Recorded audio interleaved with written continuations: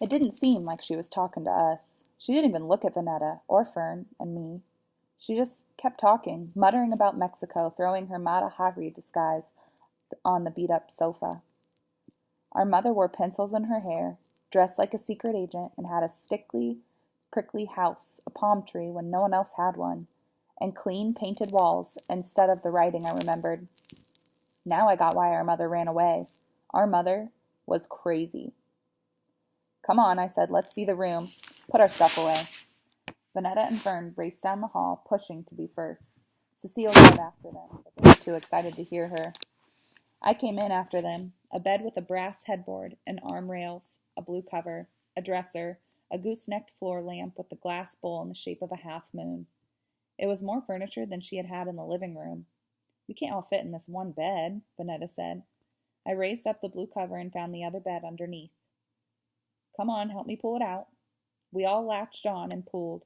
The bed rolled out into a step of one bed below and another above. I said, she should have helped us. Surely should have, Fern said. I sleep on top, Vanetta called. No, I sleep on top. Fern did her best Rocky the Flying Squirrel leap, arms outstretched to belly onto the bed. Vanetta followed, and they rapped into wrestling. I let them. They hadn't had a good fight all day. After 6.5 hours on the plane and keeping up with Cecile, I figured they could use the recreation. They took turns getting the best of each other, but just before crying time set in, I pulled one off the other and said, you both sleep on top. There's enough room. Why do you get a bed all to yourself? Vanetta cried. You're not that big that you need a bed all to yourself. I was big enough to give up a full view of the world on the 727 and big enough to outsmart my sisters at every turn. You can come down here with me, I said, scooting over so I wasn't claiming the whole bed. I don't care. I'm staying on top, Vanetta said. Me too. We looked around in silence at the walls, the dresser, the goose-necked floor lamp with its half-moon glass bowl. It certainly wasn't much. Vanetta wanted to say something. She had that look. Spit it out, Vanetta, I said. Yeah, spit it out, Fern said. Vanetta cut her eyes toward Fern. To me, she said, Delphine, what we got to do with Mexico? That one had also thrown me when Cecile said, should have gone to Mexico to get rid of you when I had the chance. I didn't rightfully know what that meant. But I was all my sisters had, so I said, that's where women go who don't want their babies.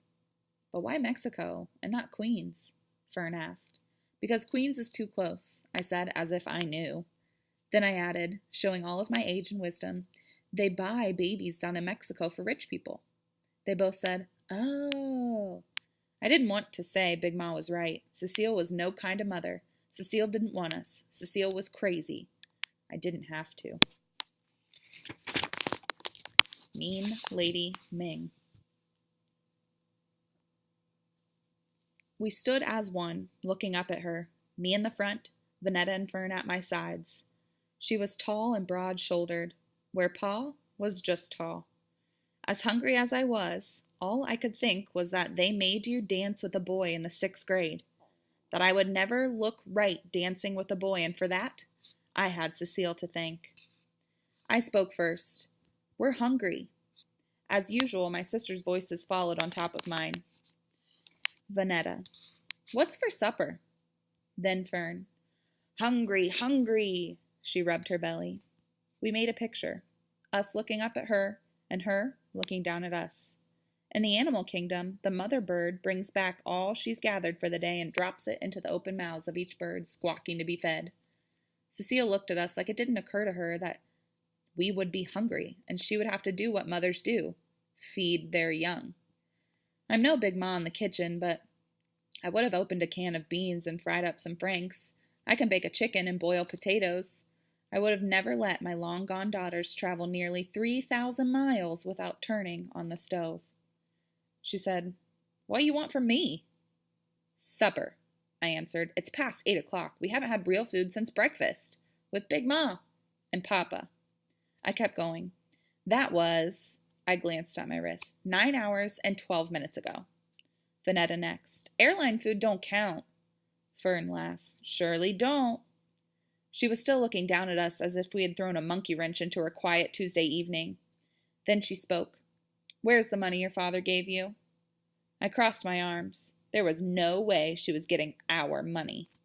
"That money's for Disneyland," I told her. "To go on all the rides and meet Tinker Bell." This was the first time we heard Cecile laugh. And she laughed like a crazy mother she was turning out to be. "Is Tinker Bell going to feed you?" She was still laughing. We didn't think she was funny. We said nothing rather than talk back and get slapped. "Look," she said, "if you want to eat, hand over the money." I stared her down, something I never try with Big Ma. Cecile didn't seem to care. She said, "Fine, I got plenty of air sandwiches here. Go on back to the room, open your mouths, and catch one." The stare down ended right there. I unlaced my right tennis shoe, wriggled my foot out, and removed the mound of 10s and 20s Pa had given me. Cecile didn't care that the money had been baking under my foot since we'd left Brooklyn. She took the money, unfolded, and counted the bills, then stuffed them in her pants pocket, except for a $10 bill, which she had held out to me. "Go round the corner to Ming's, order a large shrimp lo mein." She counted our heads as if she didn't know how many of us she'd had. 4 egg rolls, and a big bottle of Pepsi. Vanetta and Fern squealed for the shrimp and Pepsi, forgetting that this was wrong. Our mothers should have cooked real food for us. At the very least, baked a chicken, made frank and beans. "Fruit punch," I said. "Big Ma don't allow us to have strong drinks." Cecile let out a single whoop of a laugh. Vanetta and Fern were too excited about having takeout to see that our mother was crazy. I said, "We have to call Paul, let him know we arrived." They chimed in. "Safe and sound, on the ground." Cecile said, "Phone's next to Ming's." "You mean, you don't have a phone?" Vanetta asked. Cecile said, "I don't have no one to call, and I don't want no one calling me." Whether Cecile had a phone was not my main worry.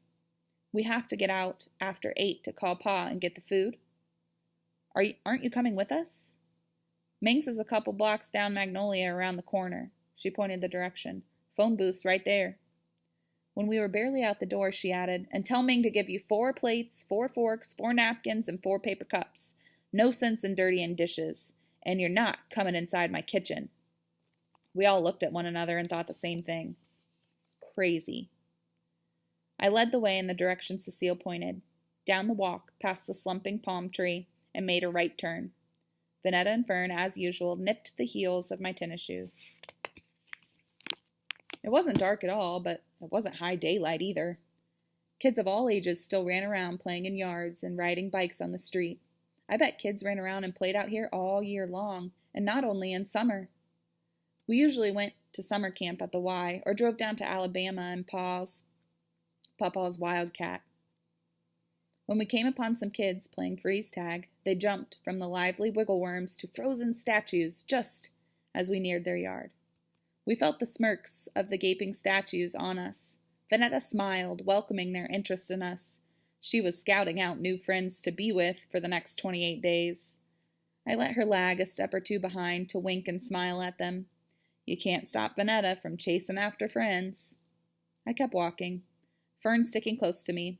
Vanetta skipped until she caught up. One thing was for sure. These blocks might have been long, like the blocks on Herkmeyer Street, but we were far from Brooklyn.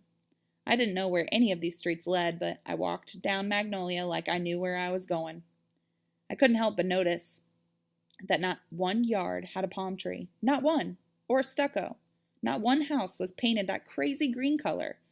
I was thinking this when behind us crept a rumbling against concrete, like a barrel rolling, the rolling broken by the cracks in the sidewalk. I turned. A voice yelled, "Gangway!" We tried to jump aside, but the 3 of us jumping all together only got us so far.